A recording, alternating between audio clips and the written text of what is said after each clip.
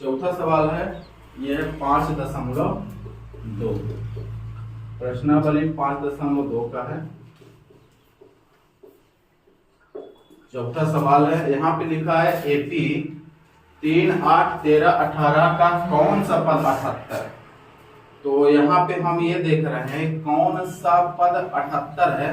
तो यहाँ पे हम देख रहे हैं कि हमको कुछ मान दिया हुआ है। देखो A1, A2, A3, A4 4 मान दिया हुआ है। अंतिम पद क्या होता है? AN होता है। ठीक है, तो हम यहाँ पे सबसे पहले लिखते हैं A1 बराबर 3 दिया है। ठीक है, A1 बराबर कितना दिया है? पहली संख्या 3। D बराबर क्या दे होता है? D बराबर होता है A2 माइनस A1। ये सूत्र होता है, और ये सूत्र का एक होता है सर्वांतर का एक सूत्र होता है सर्वांतर का, ये सूत्र होता है। D निकाला जाता है। D कैसे निकाला जाता है? दूसरे में पहले को घटा के, तीसरे में दूसरे को घटा के, चौथे में तीसरे घटा के, पांचवें में चौथे घटा के, मतलब बड़ी संख्या में छोटी संख्या घटा के हम क्या करते हैं? D निकालते हैं। ठीक है, तो यहाँ पे हम D बराबर, D को हम बोलते हैं सर्वांतर। D बराबर हम क्या बोलते हैं?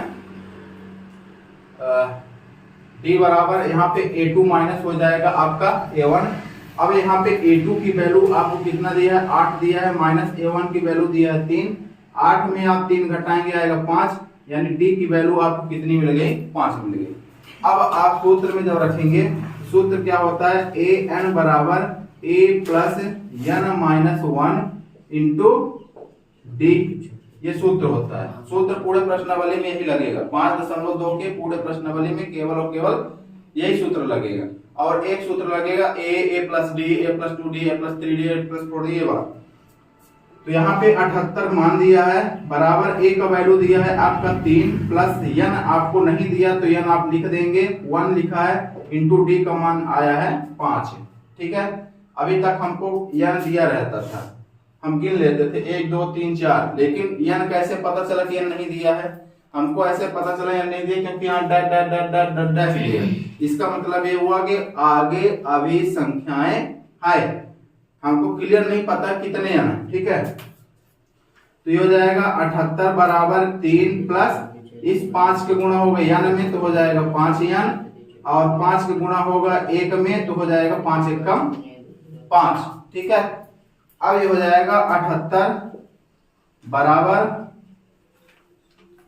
अब ये 3 है और ये 2 है, 5 है, ये माइनस में है प्लस में, प्लस माइनस माइनस होता है, ये घट जाएगा तो आएगा -2 प्लस 5N।